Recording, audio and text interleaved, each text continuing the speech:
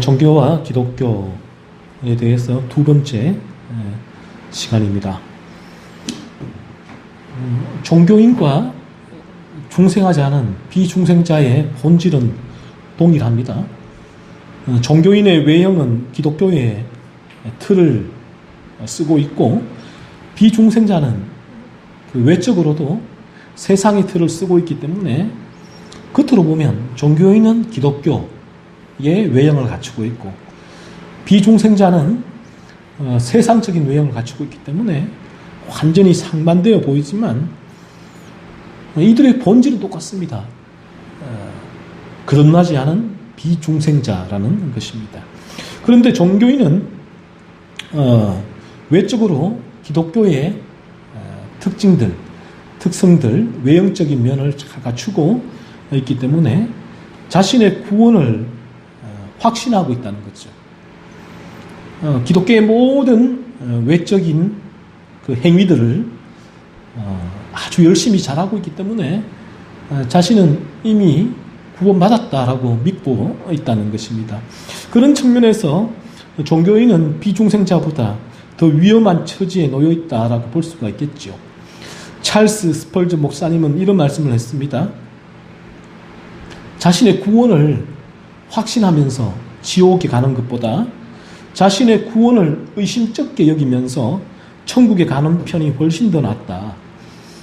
종교인은 자신의 구원을 확신하면서 지옥에 가게 됩니다. 마지막 날 마태복음 7장 23절에서 주님께서 하신 충격적인 말씀을 듣게 될 것입니다. 내가 너희를 도무지 알지 못하니 불법을 행하는 자들아 내게서 떠나가라. 따라서 종교인은 본질상 거듭나지 않은 비중생자입니다. 거듭나지 않았다라는 의미는 본성이 부패하고 타락한 상태라는 말이죠. 그리스도의 십자가의 대속의 사역으로 자신의 죄책과 죄의 세력이죠. 우리가 구원받았다는 의미는 한편으로 죄책, 죄의 책임입니다. 법정적인 차원에서의 구원이고, 또 한편으로는 죄의 세력이에요. 이 현재에서 현실적인 차원이죠. 우리가 범하는 이 죄 짓는 세력인데 그 죄의 세력에서 구원받았다라는 그런 의미입니다. 그런데 이 종교인은 이 죄책이나 죄의 세력 두 쪽 다에서 구원받지 못하는 것이죠. 중생하지 않았기 때문에. 따라서 비종교인과 비중생자의 삶의 행태는 똑같습니다. 죄책에도 구원받지 못했고, 또 현실에서의 죄의 세력, 죄의 지배에서도 구원받지 못했기 때문에 삶의 형태는 이 죄의 세력에서 규정되는 것이거든요. 그러니까 이 종교인도 비중생자와 삶의 행태는 똑같다라는 것입니다. 예를 들면 가시나무에는 가시만 맺힐 뿐입니다. 본질이 가시나무인데 그 종교인은 사과나무로 위장한 거예요. 가시나무인데 그 잘 데코를 한 거죠. 사과나무로 아주 멋지게 위장해 놓은 것입니다. 그런데 비중생자는 가시나무 그대로 보이는 것이죠. 그래서 사람들이 보면 이 종교인과 비중생자는 차이가 확인해 보입니다. 왜냐하면 종교인은 자신을 아주 멋진 사과나무로 데코를 해놓았기 때문에 전혀 달라 보이기 때문에 그런 것입니다. 이들이 그러나 이 사과나무로 위장해 놓은 가시나무나 또 가시나무 그대로 보이는 가시나무나 중요한 것은 이들이 맺는 열매가 무엇인가 하는 것이죠. 이들이 맺는 열매는 사과나무로 아무리 이 종교인이 자신을 멋지게 위장해도 어쩔 수 없이 이 그 위장한 이 사과나무 포장을 뚫고 가시가 나와요. 가시만이 맺힐 뿐입니다. 어쩔 수 없죠. 본질이 똑같기 때문입니다. 이들에게서 똑같은 삶의 열매가 맺히게 되는 것입니다. 그래서 주님은 이렇게 그들의 중생 여부를 판단할 수 있는 기준을 말씀하시죠. 그들의 열매로 그들을 알리라라고 말씀하세요. 따라서 우리가 물론 다른 사람의 구원을 우리가 판단할 수는 없습니다. 하지만 그들이 자신의 구원을 점검할 수 있는 방안을 말씀을 통하여 끊임없이 제시할 수는 있죠. 의심하며 제시할 수 있는 것입니다. 스펄지 목사님의 말씀대로 자신의 구원을 의심쩍게 여기면서 천국에 가는 편이 훨씬 더 나은 것이거든요. 그래서 끊임없이 우리 주님도 그들의 열매로 그들을 알리라라고 말씀하셨듯이 이러한 자신의 구원을 점검할 수 있는 기준을 제시할 필요는 있는 것입니다. 아무리 성경 66권을 창세기부터 요한계시록까지 통째로 외우고 40일 금식 기도를 수차례 하고 정확한 신앙 고백을 하고 교리에 해박해도 그들의 삶에서 열매가 없다면 한낱 종교인일 뿐이에요. 아무리 겉으로 사과나무 데코를 함락해 했어도 가시가 맺힌다면 한낱 종교인일 뿐이죠. 따라서 죄인이 구원받는 과정입니다. 이 과정을 말씀 가운데 정확하게 제시할 필요가 있죠. 그래서 이 본인에게 그런 회심의 경험이 없다면, 중생의 경험이 없다면 이 말씀을 통하여서 정확하게 그러한 중생과 회심의 과정을 제시할 수가 없는 것이죠. 그래서 어떤 면에서 오늘날 이 한국교회의 복음을 보고 값싼 복음이라고 말씀하고 있잖아요. 이 중생과 회심의 전 과정을 정확하게 제시하는 측면에서 약한 측면이 있죠. 그래서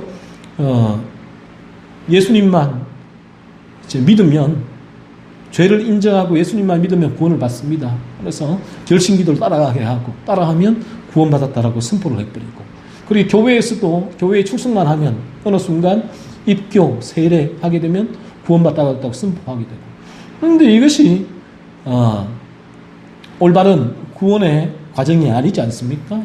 정확하게 이 구원의 과정을, 전 과정을 끊임없이 제시할 필요가 있고, 그래서 우리가 이 구원의 과정에 비추어서 자신의 구원을 점검할 필요가 있는 것이죠. 정말 내가 내 안에 있는 원죄의 실체와 마주한 적이 있는가? 그래서 그 원죄의 실체와 마주해서 끔찍하고 저주스러운 죄 가운데 신음하고 고통하며 이 죄에서 벗어나기 위해서 몸부림쳤던 적이 있는가? 그래서 이 세상의 어떠한 방편도 나를 이 죄에서 구원하기 못하고 오직 그리스도의 십자가만이, 십자가에서 흘린 대속의 그리스도의 보혈만이 나를 구원할 수 있다는 사실을 알고 믿음으로 그리스도의 십자가를 붙들고 있는가? 그리고 그 이후에 그런 중생하고 회심한 이후로 회심의 열매가 가시가 아니라 정말 사과가 나에게 맺히고 있는가 하는 이 전과정을 끊임없이 점검할 필요가 있다는 것이죠. 회심하지 않은 비중생자의 삶에는 그러므로 이런 열매가 맺힐 수가 없다는 것이죠. 그래서 저희가 이런 열매를 맺음으로 구원받을 수 있다가 아니라 구원받았기 때문에 이런 열매가 맺히는 것인데, 그렇다면 이런 맺히는 열매로 나의 구원을 점검할 수가 있는 것이죠. 그래서 우리가 나는 구원이 너무나 확신하다라고 믿고 있기 때문에 회심의 열매를 가지고 거꾸로 자신의 구원을 점검하는 거예요. 그렇게 해보면 자신이 알 거 아니에요. 내가 뭔가 문제가 있구나. 그렇다면 구원의 전체 과정을 다시 한번 정확하게 말씀을 통하여 되짚어보고 그리고 나에게 다시 적용하고 또 내가 구원의 전 과정으로 제대로 들어가 있는지를 확인해 볼 필요가 있는 것입니다. 그래서 이 부분이 안 되어지면 나에게 이러한 회심의 체험이죠. 중생과 회심의 체험이 없다면 어떻게 이 전 과정을 제시할 수가 있습니까? 없죠. 내가 만약에 값싼 복음을 듣고 내가 값싼 복음의 그 구원의 과정 가운데 들어가 있다면 그것밖에 전할 수밖에 없는 것이죠. 여기에 큰 차이가 있는 것입니다. 그래서 이 회심하지 않은 비중생자의 삶에는 이런 열매가, 올바른 열매가, 주님이 원하시는 열매가 맺힐 수가 있기 때문에, 그러므로 이들은 이 열매로 자신을 점검하는 것을 고통스러워하고 또 이 열매로 자신을 점검하는 것을 기분 나빠하고 마음 상해하고, 그렇게 점검을 시키려고 하면 점검을 시키는 자를 행위구원자로 그렇게 치부하고 몰아가 버리는 것입니다. 그래서 이들은 자기에게 맺히는 열매가 없기 때문에 반대급부죠. 반대급부. 그 반대급부로 종교 행위에 열심을 내는 것입니다. 비록 자신의 삶은 이러한 열매가 맺히지 않기 때문에 아니올시다 이지만 자신의 신앙은 옳소이다를 보여주는 거예요. 자신의 신앙으로 삶을 덮으려고 하는 것이죠. 그리고 이 신앙과 삶의 차이, 신앙은 높은데 삶을 못 따라오는 이 괴리 차이를 삶의 괴리로 설명하면서 자신의 구원을 합리화하고 정당해버립니다. 이 신앙과 삶의 괴리가 당연하다는 거예요. 물론 그 참되게 구원받은 자도 신앙과 삶의 괴리는 있을 수가 있습니다. 연약한 육체를 입고 있기 때문에 이 땅에서 죄를 지을 수가 있죠. 신앙과 삶의 괴리거든요. 그런데 신앙과 삶의 이 평행적인 괴리, 이 부분은 이제 거듭나지 않은 자, 비중생자에게 보이는 이제 삶의 모습인데, 이러한 신앙과 삶의 평행, 이 평행을 오히려 괴리로 합리화하고 정당화하는 게 문제라는 것이죠. 틀림없는 사실은 중생자는 회심의 열매를 분명히 맺게 된다는 사실이에요. 오늘 본문 3절에서 이 사실을 잘 말씀해 주고 있죠. 3절 말씀 보면 그러므로 무엇이든지 그들이 말하는 바는 행하고 지키되 그들이 하는 행위는 본받지 말라. 그들은 말만 하고 행하지 아니하며 라고 주님은 말씀하십니다. 얼마나 부끄러운 말씀이에요. 이 종교인 서기관과 바리새인들은 종교 지도자의 자리에 있었잖아요. 주님이 이들에게 이런 말씀을 하는 자체가 부끄럽고 또 자기들에게 이런 말씀을 하는 주님이 얼마나 미웠겠습니까? 죽일 만큼 미웠겠죠. 그래서 주님을 십자가에 못 박은 것이 아니겠습니까? 그런데 이것이 거듭나지 않은 자의 결정적인 특징이고 이것을 통하여서 자신의 중생 여부를 점검할 수가 있는 거예요. 종교인들이 말하는 바는 지키라 라는 이 주님이 말씀하신 의미는 뭔가 하면 종교인들의 말은 올바른 신앙 고백, 올바른 교리, 올바른 성경에 근거한 내용과 그리고 신앙에서 우러나온 행위들을 지키라라는 말들로 나열되어 있다는 의미예요. 그러니까 이들은 이 지식적으로, 관념적으로, 철학적으로는 올바른 신앙 위에 서 있다는 것이죠. 그런데 이들의 삶은 전혀 자신들의 지식적이고 지성적이고 철학적이고 관념적인 신앙을 삶에는 따라오지 못한다는 것이에요. 그러니까 이 머릿속에는 다 들어있는 신앙이 이 마음으로 삶으로 내려오지 않다는 거예요. 이것이 중생하지 않은, 거듭나지 않은 자의 결정적인 괴리예요. 머리와 마음, 삶의 괴리, 평행선이 달리는 것입니다. 따로 노는 것입니다. 그들은 중생하지 않았기 때문에 삶에서 회심의 열매가 맺혀지지 않기 때문에 그래서 이런 괴리가 생길 수밖에 없는 것이죠. 말은 잘 하는데 이 행위는 따라오지 못하는 거예요. 이 머리는 참 좀 크가지만 이 몸뚱아리는 죽어 있는 것이죠.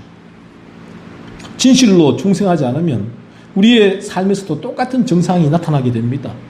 이러한 정상은 이 신앙생활을 오래 한 사람에게 더 확실하게 나타나게 되는데 신앙생활을 오래 하게 되면 그러니까 종교인이죠. 종교인으로 신앙생활을 오래 하게 되면 지식적으로는 이 기독교 그리고 성경, 교리에 대해 잘 알고 있어서 이 말은 청산유수로 하지만 그런데 그의 삶에는 아무런 능력이 없는 거예요.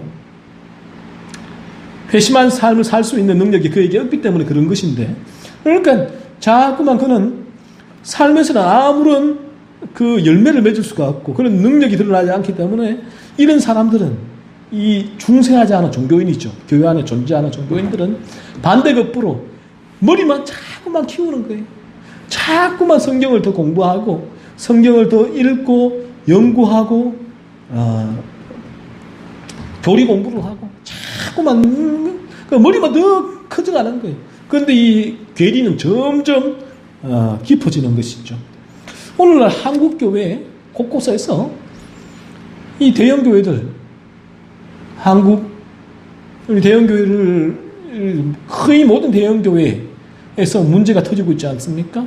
도덕적이고 윤리적인 문제가 터져 나오면서 세상 사람들의 비난과 조롱거리가 된 이유가 이 기독교가 삶의 능력을 상실했기 때문에 그런 것입니다. 다른 문제가 아니에요. 본질적인 문제가 여기에 있는 것이거든요. 그래서 오늘날에는 이 과거에는 교회에 다닌다, 기독교인이다, 목사라고 하면 그래도 존경했습니다. 왜? 삶에는 차이가 났기 때문에. 그들이 삶이 고차원적인 삶이었기 때문에 도덕과 윤리를 뛰어넘는 삶이 있었기 때문에 어느 정도의 경외심과 또 존경심이 있었지만 오늘날에는 기독교인이다, 교회 다닌다, 목사라고 하면 콧방귀를 낍니다. 왜요? 자기들보다 더 못한 삶을 본인들이 눈으로 보기 때문에 그런 것이거든요. 그런데 이 성경은 그리스도인들이 세상에서 미움과 조롱을 받는다라고 말씀하고 있는데, 그리스도인들이 왜 세상에서 미움과 조롱과 모욕을 받는가 하면 다른 게 아니에요. 그 사람들보다 못한 삶을 살기 때문에, 세상 사람들보다 못한 삶을 살기 때문에 조롱과 비난과 모욕을 받는 것이 아니라, 그리스도인들이 성경에 근거해서 세상 사람들의 이성과 지성, 본성에 위배되는 십자가의 도를 전하기 때문에 세상 사람들이 그리스도인을 조롱하고 비난하고 모욕하고 싫어하는 것이에요. 그래서 이 고린도서에도 헬라인들이 그리스도인을 왜 미워했습니까? 왜 싫어했습니까? 왜 조롱했습니까? 자신들보다 못한 삶 때문이 아니에요. 그들의 삶은 자신들보다 훨씬 도덕적이고 종교적이고 윤리적인 삶을 뛰어넘는 고차원적인 삶이었어요. 삶을 대하는 자신과는 잽이 되지 않는 위대한 삶이었어요. 그러나 그들의 본성, 이성, 본성에서 우러나오는 이성에 위배되는 그런 말을 하기 때문에, 십자가를 제시하기 때문에, 그러니까 헬라인들은 헬라 철학을 그들이 공부한, 철학을 숭상하는 그러한 민족들이었는데, 그들의 철학적인 관념과 지식에 근거해서 볼 때, 세상적인 지식에 근거해서 볼 때에 십자가의 도는 말이 안 되는 것이거든요. 자신의 본성에 근하는 것이거든요. 어떻게 원죄가 어디 있느냐? 창조가 어디 있느냐? 진화론이 맞지. 원죄가 어디 있느냐? 어떻게 신이 인간이 될 수가 있느냐? 어떻게 신이 이 모든 기적과 이적이 일어날 수 있느냐? 그러니까 이들은 그러한 기독교의 십자가를 조롱하고 비난하고 모욕한 것이에요. 그래서 더 다시 말한다면 이 그리스도인의 삶은 그리스도를 십자가를 믿고, 그리고 그들이 회심한 삶이기 때문에, 회심한 삶에서 우러나오는 삶의 열매이기 때문에 이 종교적이고 도덕적이고 윤리적인 삶과는 비교가 되지 않는 고차원적인 삶이에요. 산상수훈의 삶이 그런 삶이잖아요. 산상수훈은 비중생자들에게 주신 말씀이 아니에요.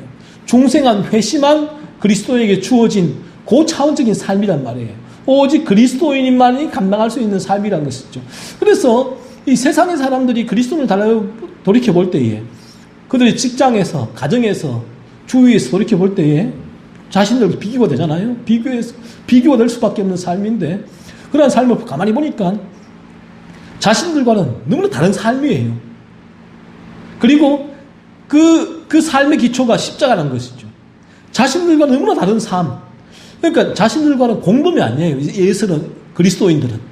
자신들과 세상은 공범이 되어야지 친구가 되는데, 전혀 다른 물에서 노는 사람들. 그리고 그 삶의 기초가 십자가라는 것이죠. 그래서 세상은 그리스도를 본질적으로 싫어하고 미워하고 조롱하는 것이에요.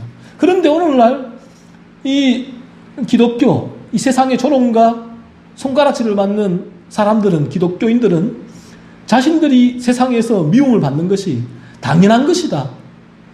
자신들의 저차원적인 삶, 세상 사람들보다 더 못한 삶 때문에 조롱과 비난과 모욕을 받고 있는데, 그것을 성경을 가지고 와서 성경이 세상에서는 너희가 미움을 당하나 환난을 당하라고 말했기 때문에 지금 우리가 환난과 미움을 받는 것이 당연한 것입니다라고 말한다는 것이죠.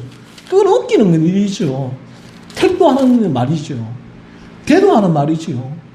그런데 그거를 이런 궤변으로 가지고 오는 것이죠. 그리고 그것을 신앙과 삶의 괴리라고 말을 합니다. 웃기지 않는 말이죠. 중생하지 못한 자에게는 회심의 열매가 맺히지 않아요. 그러나 종교인은 평생 성경을 연구했고 성경에 순종하는 것이 옳다는 사실을 인정하기에 사람들에게 성경을 가르치기도 해요. 그리고 성경대로 살라고 말을 합니다. 하지만 성경을 가르치고 성경대로 살라고 말을 하지만 자신들은 그런 삶을 살 수가 없는 것이 문제예요. 왜냐하면 그들은 본성적으로, 본질적으로 그리스도로 말미암아 죄에서 구원받지 못했기 때문에 진실한 중생과 회심의 과정에 본인이 들어와 있지 않은 것이죠. 그냥 지식적으로, 관념적으로 중생의 과정을 받아들인 거예요. 자신의 본성이, 자신의 자체가, 자신의 마음이 중생의 과정에 들어온 것이 아니라 지성부와 이성만이 그에게 들어와 있는 것이죠. 그러므로 여전히 죄의 지배를 받고 있는 것입니다. 죄의 노예가 되었기 때문에 성경이 말씀하는 구원받은 그리스도인의 삶을 살 수가 없는 것이죠. 그러나 그들은 자신들이 살아갈 수 없는 삶을 성경을 앞세워서 다른 사람들에게 살아가라고 강요합니다. 성경이 말하는 회심의 삶은 우리 안에서 역사하시는 그리스도의 생명이잖아요. 거룩의 능력이지요. 거룩의 씨앗이죠. 거룩의 씨앗이 들어오고 그리스도의 생명이 들어와서 우리를 살아가게 하는 것이거든요. 갓난 아기가 태어나면 울잖아요. 젖 달라고 울고 본성적으로 젖을 빨아먹고 그리고 점점 자라고 하게 되는 것입니다. 이것이 생명이 자라는 과정이에요. 그래서 동일하게 우리가 진실로 중생하게 되어지면 이러한 생명이 우리 안에 들어오게 되고 이 생명이 우리를 그리스도인 다운 삶을 살아가게 만들게 주는 것이죠. 이 생명이 없다면 절대로 그리스도인다운 삶, 회심한 삶을 살아갈 수가 없는 거예요. 그런데 중요한 것은 이 생명이 없는 종교인이 이런 삶을 살라고 외치고 또 이 생명이 없는 삶이 이런 그 회심의 삶을 또 살아가라는 그 말씀을 듣는데 문제가 있는 것이에요. 이 생명이 없이 이러한 회심한 삶을 제시하고 살아가려고 시도하는 것이 종교라는 것이 종교. 여기 종교와 기독교의 결정적인 차이가 여기에 있는 것입니다. 종교는 생명이 없이 기독교인다운 삶을 살려고 하는 거예요. 그러나 기독교는 생명으로 그 삶이 사라지는 것이죠. 여기에 결정적인 차이가 있는 것입니다. 그래서 주님은 4절에서 또 무거운 짐을 묶어 사람의 어깨에 지우되 자기는 이것을 한 손가락으로도 움직이려 하지 아니하며 라고 말씀하셨죠. 종교인은 중생하지 않았기에 성경이 말씀하는 순종의 삶을 살 수가 없습니다. 이 성경이 말씀하는 바죠. 자신의 마음에서 솟구치는 악을 제어할 수가 없습니다. 본성적인 삶이 그래요. 이것이 성경이 말씀하는 바예요. 그들은 겉으로는 죄를 미워하는 것 같아 보이지만 그들의 마음은 죄 가운데 거하는 거예요. 이 성경이 말씀하는 것이라는 것이죠. 겉으로는 거룩을 사랑하는 척하지만 마음은 거룩을 싫어해요. 이 성경이 말씀하는 바예요. 따라서 이들은 사람에게 참된 구원의 길을 제시하여서 회심의 열매를 맺게 할 수 없습니다. 자신이 경험하지 못한 바를 어떻게 설명을 할 수가 있으며 어떻게 전할 수가 있는 것입니까? 자신이 경험하지 못한 바를 시스템으로 전하는 것이 오늘날 이 전도의 방법론이 되기도 하는데 여기에 오늘날 전도의 방법론에 문제가 있는 것입니다. 그래서 이 청교도들과 이 많은 개혁주의자들은 찰스 피니의 이 altar calling, 이제 결심기도라고 하죠. 이렇게 심각한 문제점을 제시한 것입니다. 시스템화해서 구원을 제시하고 그 시스템에 지성적으로 동의만 하기만 하면 구원받았다라고 그렇게 선언해버리는 것. 이들은 올바른 구원의 길을 제시할 수 없기에 거짓된 구원의 길을 제시할 수밖에 없으며 또한 거짓된 회심의 열매를 강요할 수밖에 없죠. 그래서 참 이 중요한 것은 생명이 없이 회심하지 않고서 이 삶을 거룩한 삶을 살려고 하는 것은 엄청난 고통이고 고역이며 부담이고 스트레스라는 것입니다. 그래서 그런 생명이 없는데 그런 삶을 강요받고 그런 삶을 살려고 하면 점점 이 기독교가 종교가 되고 이 종교는 고통이거든요. 종교는 스트레스거든요. 기쁨이 없거든요. 점점 거기에 녹초가 되는 것입니다. 찌그러드는 것입니다. 그래서 우리 주님은 정확하게 이런 말씀하신 것입니다. 수고하고 무거운 짐진 자들아 다 내게로 오라. 이 수고하고 무거운 짐지는 자는 중생하지 않은 자들의 죄짐이기도 하지만 종교인들이 지고 있는 이 종교의 짐이기도 합니다. 그래서 이 수고하고 무거운 이 짐은 주님께로 나올 때에 다 벗겨지는 것입니다.